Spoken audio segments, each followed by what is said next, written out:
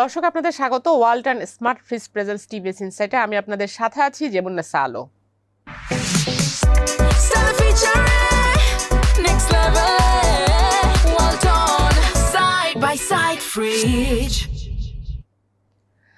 আজকে আমরা আলোচনা করব ব্যাংক রেজুলেশন ফান্ড নিয়ে। বাংলাদেশ ব্যাংক একটি ব্যাংক রেজুলেশন ফান্ড প্রায় 30 থেকে 40 হাজার কোটি টাকার একটি ফান্ড গঠন করার পরিকল্পনা করছে। এই ফান্ডটি আসলে কেন গঠন করা হবে এবং এটা মার্কেটে কি ইম্প্যাক্ট পড়বে সেই বিষয়গুলো নিয়ে আজকে আমরা একটি রিপোর্ট করেছি। তো এই যে 40 হাজার কোটি টাকা ম্যাক্সিমাম আমরা বলছি, যেটি গভর্নর বলছেন 30 থেকে 40 হাজার কোটি টাকা।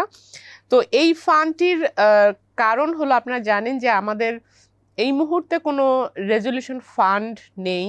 কোনো ব্যাংক যদি মার্জার করতে হয় বা লিকুইডেশনে দিতে হয় তাহলে সরকারের উপর পুরোপুরি ডিপেন্ড করতে হয়। তো আমরা অলরেডি দেখেছি 5টি ব্যাংক মার্জার করতে সরকার থেকে 20,000 কোটি টাকা নিতে হয়েছে এবং আরও 9টি নন ব্যাংক ফাইন্যান্সিয়াল ইনস্টিটিউশন সেগুলো মার্জার করার প্রক্রিয়া শুরু হয়েছে, যেখানে আরও সরকারকে 5,000 কোটি টাকা দিতে হবে। তো এই টাকাগুলো কিন্তু ডিরেক্টলি ট্যাক্স পেয়ারের টাকা। ব্যাংক লুটেরারদের জন্য যেই ব্যাংকগুলো কলাপস করেছে সেটার প্রাইস জনগণ দিচ্ছে। এটি ডিরেক্টলি জনগণের টাকা দিয়ে আমরা লুটেরাদের জন্য যেই ক্ষতি হয়েছে সেটি আমরা আসলে পূরণ করছি। তো সেইখান থেকে সরে আসার জন্য বাংলাদেশ ব্যাংক এখন রেজুলেশন ফান্ড করতে চাচ্ছে, যেখানে ব্যাংকের টাকা দিয়েই ব্যাংকের মার্জার বা লিকুইডেশন করা হবে। তো সেইটার যে প্রক্রিয়াটি যেভাবে হবে, যে ব্যাংকগুলোর কাছ থেকে একটি প্রিমিয়াম নেওয়া হবে, যেরকম এই মুহূর্তে যেটি আছে আমাদের ইন্স্যুরেন্স ফান্ড। আপনারা জানেন যে ডিপোজিট প্রোটেকশন ফান্ড, যেখানে ডিপোজিটারদের জন্য একটি ইন্স্যুরেন্স কাভারেজ থাকে, 2 লাখ টাকা পর্যন্ত তারা এই কাভারেজটি পায়। যদি কোনো ব্যাংক লিকুইডেশনে যায় বা মার্জার হয় বা এই ধরনের কোনো প্রবলেমে পড়ে, ডিপোজিটারের টাকা ফেরত দিতে না পারে, তাহলে ওই ফান্ড হচ্ছে তার সেফগার্ড। ওই ফান্ড থেকে টাকাটি ডিপোজিটারকে দেয়া হবে, যেটি অলরেডি যে 5টি ব্যাংক মার্চ করা হচ্ছে সেখানেও কিন্তু এই ফান্ড থেকে টাকা ডিপোজিটারদের জন্য নেওয়া হচ্ছে। তো এই ফান্ডটা কিভাবে গঠন করা হয়েছে? এই ফান্ডটা কিন্তু এই ব্যাংকের কাছ থেকে প্রিমিয়াম নিয়ে এই ফান্ডটি গঠন করা হয়েছে। এই ফান্ডে ব্যাংকগুলো অ্যানুয়ালি তাদের যে টোটাল ডিপোজিট আছে তার ম্যাক্সিমাম 0.07% কন্ট্রিবিউট করে। অর্থাৎ 100 টাকা ডিপোজিটের এগেনস্টে ব্যাংকগুলো 7 পয়সা সেখানে কন্ট্রিবিউট করে। এই 7 পয়সা কিন্তু ম্যাক্সিমাম।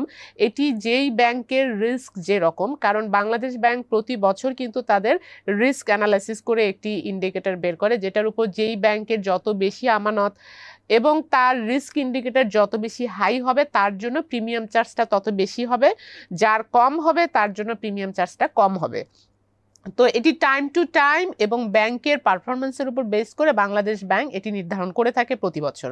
তো সেইভাবে আসলে এই ফান্ডটি গঠন করা হয়েছে। তো এরই আদলে বাংলাদেশ ব্যাংক এখন প্ল্যান করছে যে যেই ব্যাংক রেজুলেশন ফান্ডটি গঠন করা হবে, এখন যেটি প্রিমিয়াম ইন্স্যুরেন্সের যে প্রিমিয়ামটি 0.07% দেওয়া হচ্ছে, অর্থাৎ 100 টাকায় 7 পয়সা দেওয়া হচ্ছে, এটি বাড়িয়ে 25 পয়সা পর্যন্ত করা হবে। অর্থাৎ ম্যাক্সিমাম 7 পয়সার বাইরে ম্যাক্সিমাম যে বাকি টাকা 25 পয়সা পর্যন্ত যে টাকাটি সেটি যুক্ত হবে এই রেজুলেশন ফান্ডে।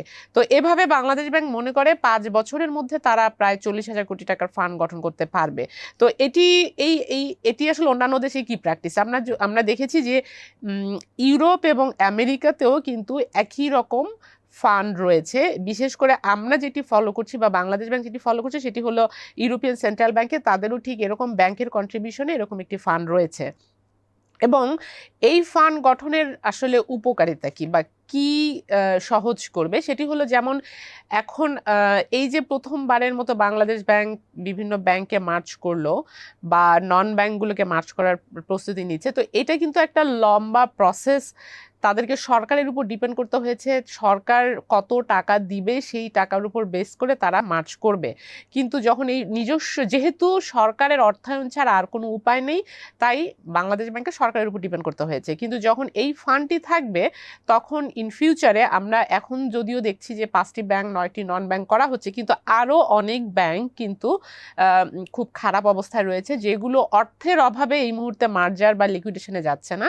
তো যখন নিজস্ব ফান্ড থাকবে তখন বাংলাদেশ ব্যাংক নিজেরাই প্রয়োজন অনুযায়ী প্ল্যান করে নিজেরাই সেটি বাস্তবায়ন করতে হবে। সেটির জন্য সরকারের কাছে যেতে হবে না। এবং এটির জন্য আমরা ব্যাংকের মানে ইন্ডাস্ট্রির বিভিন্ন এক্সপার্টদের সাথে কথা বলেছি, তারা বিভিন্ন রকমের মতামত দিয়েছেন। এর মধ্যে যে মতামতগুলো এসেছে যে এই ধরনের ফান্ড করার ফলে ট্যাক্স পেয়ারের উপর বার্ডেন থাকবে না, এই লুটেরারদের জন্য ট্যাক্স পেয়ারদের প্রাইস দিতে হবে না। ব্যাংকগুলো তখন অনেক বেশি কশাসলি লেন্ডিং করবে, যে যেহেতু তার একটা খরচ হচ্ছে, তাকে তাদের নিজের টাকা এখানে খরচ করতে হচ্ছে এই ফান্ডের জন্য, তারা রিস্কি লেন্ডিং ডিসকারেজড হবে, রেসপন্সিবল লেন্ডিংয়ে যাবে। তবে এখানে একটি আশঙ্কা করা হচ্ছে যে ব্যাংক এই টাকাটি তারা যে খরচ করবে রেজলিউশন ফান্ডের জন্য সেটি ডিপোজিটরের উপর পাস অন করে দিতে পারে।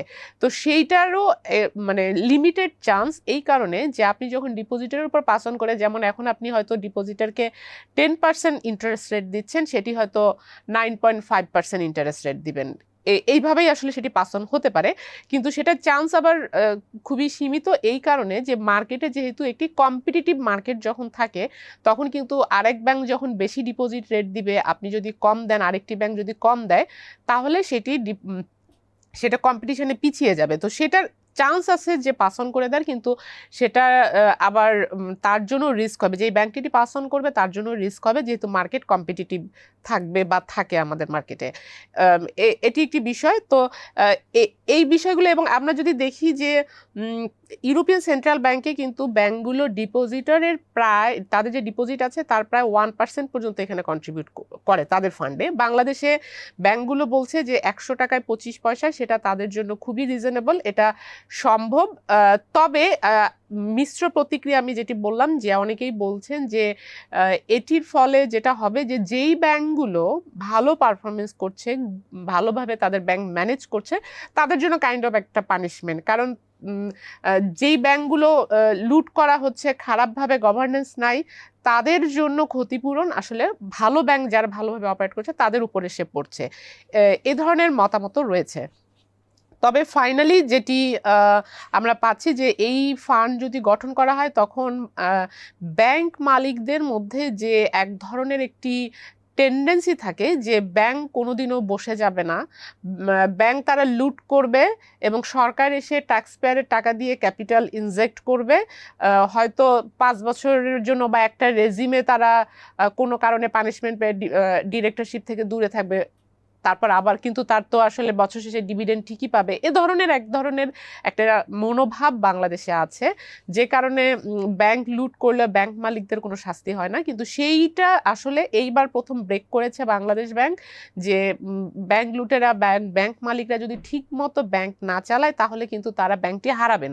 এবং এই হারানোটা আরও সহজ করার জন্য ডিপোজিটারদের টাকা যাতে ডিপোজিটাররা ঠিক মতো পায় এবং ট্যাক্স পেয়ারের উপর বার্ডেন না আসে, ব্যাংকের টাকা দিয়ে ব্যাংক লিকুইডেট করা যায়, সেই রকম একটি সহজ ব্যবস্থাপনা যদি থাকে, তাহলে ব্যাংক মালিকরাও সাবধান থাকবেন।